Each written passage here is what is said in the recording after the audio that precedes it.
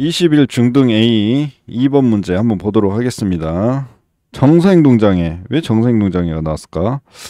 학생 A에게 책상 닦기 기술을 지도하기 위해 두 교사가 나눈 대화이다. 괄호 안에 기억과 니은에 해당하는 내용을 순서대로 쓰시오 라고 되어 있습니다. 이 문제 난이도는 하다 하입니다. 하. 최하. 예, 최하.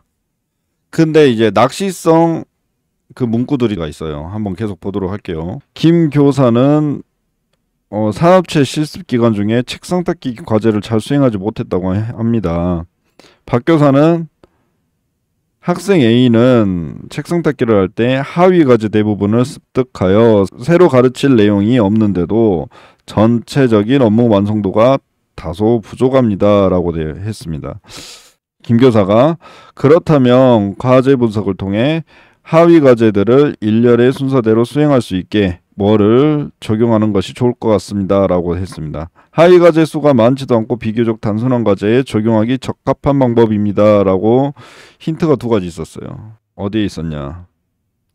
하위 과제 대부분 습득하여 가르칠 내용이 없는데도 전체적인 업무 완성도가 부족하다. 그리고 하위 과제 수가 많지도 않고 비교적 단순한 과제여서 적용하기 적합하다라고 되어 있습니다. 과제 분석을 통해 하위 과제를 일련의 순서대로 수행할 수 있게 라고 이제 되어 있습니다. 세 가지의 힌트가 있었네요. 세 가지가 힌트. 뭡니까? 전체 과제 제시법. 아니면 전체 과제 행동연세.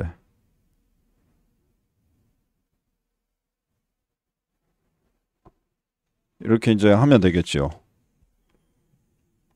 완전 핫다리 문제예요. 핫다리 문제. 이런 문제는 틀리면 안 될 뿐더러 그렇다고 해서 분석을 할 때 그냥 넘어가면 안 된다고. 그러면 전체 과제 제시법을 봤으면 전진형 행동연세하고 전체 과제 제시법, 그 다음에 후진형 행동연세 이거를 전부 다 봐야 됩니다. 공부를 할 때는 제가 그 자료를 보여주도록 할게요. 전진형 행동연세를 한번 보도록 할게요. 훈련 초기 단계에 사용한다. 그리고 아동이 수행해야 할 표적행동이 짧아 한 회기에 다수 훈련 시행이 가능하다라는 장점이 있네요. 장점. 그리고 욕구 좌절과 학습에 대한 저항이 나타날 수 있다는 단점도 있습니다. 이 단점이 왜 나타나나? 새로운 훈련 단계가 시작될 때마다 표적 행동의 양이 증가하죠. 1단계, 2단계, 1단계, 2단계, 3단계, 1단계, 2단계, 3단계, 4단계 이렇게 쫙쫙쫙쫙쫙 늘어나면 사람 지칩니다. 그래서 욕구 좌절이 나타날 수 있다는 거. 전체 과제 제시법 이 문제의 답이었죠. 전체 과제 행동연세 기능적 기술을 가르치는데 가장 적절하고 효과적이다. 힌트 하나가 더 있었네. 책상 닦기 기능적 기술이죠. 기능적 기술. 힌트가 총 하나, 둘, 서희, 너희 4개나 있었습니다. 4개.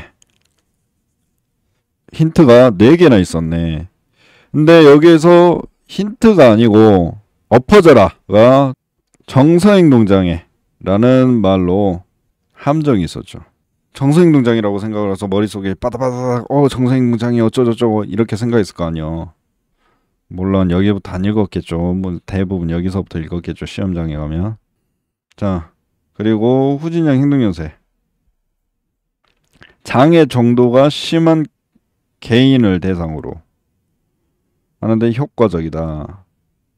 매 훈련 시행의 과제의 전과정을 처음부터 끝까지 반복을 하기 때문이다. 이게 이유예요. 왜 효과적이냐? 이게 이유야, 이유. 장점이 완성의 만족감, 연습에 대한 학습 전이 효과가 나타난 거. 그 다음에 표적행동의 추가본에 대한 적은 저항감.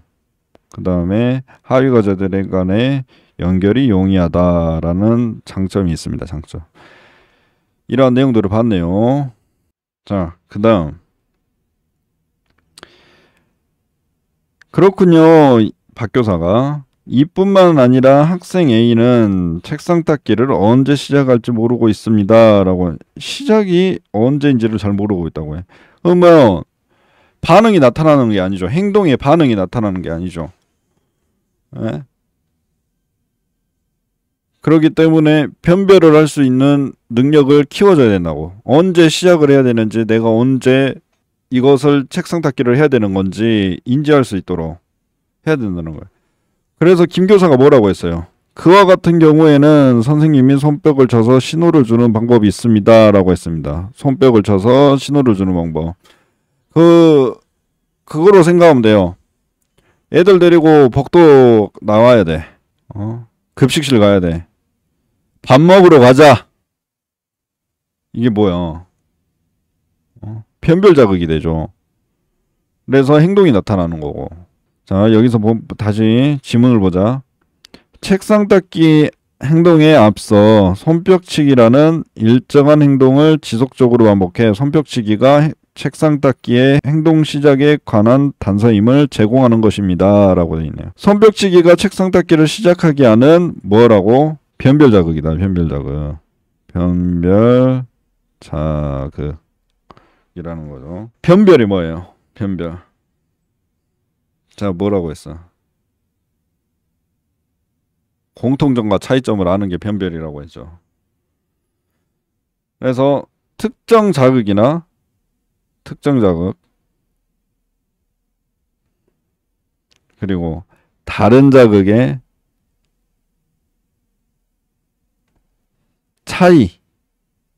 차이를 말할 수 있는 능력이 변별입니다. 변별. 이게 변별이란 내용이에요.